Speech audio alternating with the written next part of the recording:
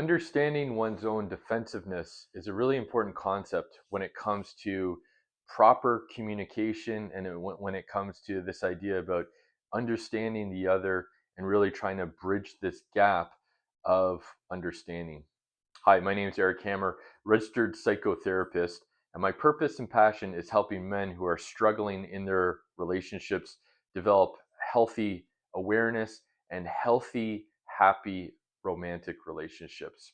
Today, I want to talk a little bit about the concept of understanding when one is becoming defensive and understanding the origins of that in order to really try to connect with one's partner and to be able to again establish a greater sense of understanding and connection.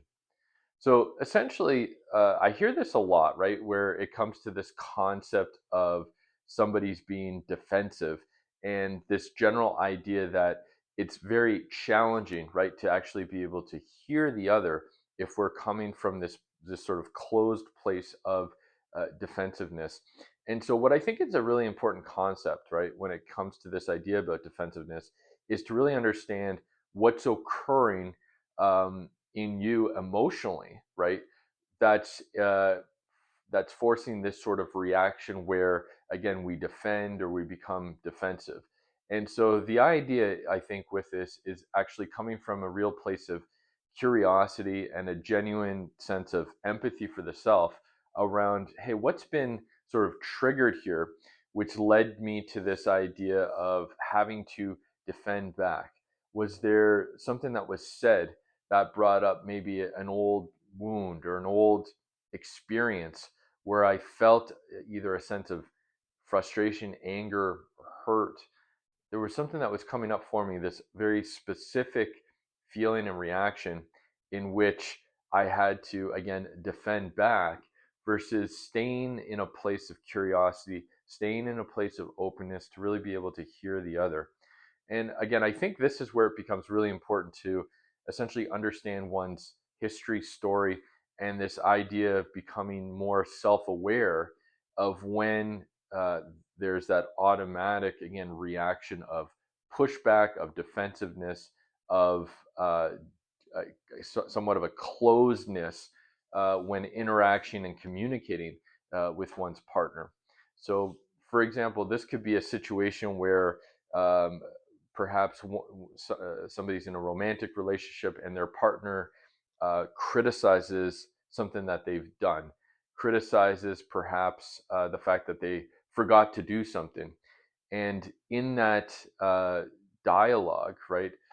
the individual immediately goes to this place of defending oneself. And again, it could bring back perhaps this sense of feeling helpless as a child, or perhaps this idea of having a very authoritarian parent. And again, this sort of criticism bringing one back to that sense of helplessness. And again, so feeling perhaps a sense of fear or shame coming up. And so again, I think the key concept, the key idea here is to become so sensitive to one's story and history that when something is said, and again, I experience, let's say, these old feelings from childhood, the idea is to be able to, I think, catch that in the moment, to be able to have some empathy and compassion for that part of me that, again, perhaps feels this sense of fear, shame, helplessness, whatever that experience might be, be able to,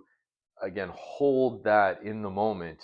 and to understand, hey, you know what, I'm going through something here that has taken place in the past where I'm not maybe as present as I can be. And by catching this, right, I'm able to hold and listen to the other uh, while, again, having empathy for my own experience and empathizing with the other person at the same time in order to really hear, understand, and then again, try to bridge an understanding of what each of you is going through as opposed to reliving out these old these old wounds, this old story, this old history.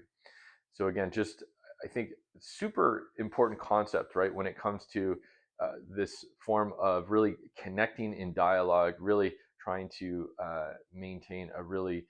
healthy way of communicating by owning parts of ourselves that might come up that lead to a sense of defensiveness, and really closes down the communication, versus coming from a place again of openness, curiosity, and being able to take care of that wounded part.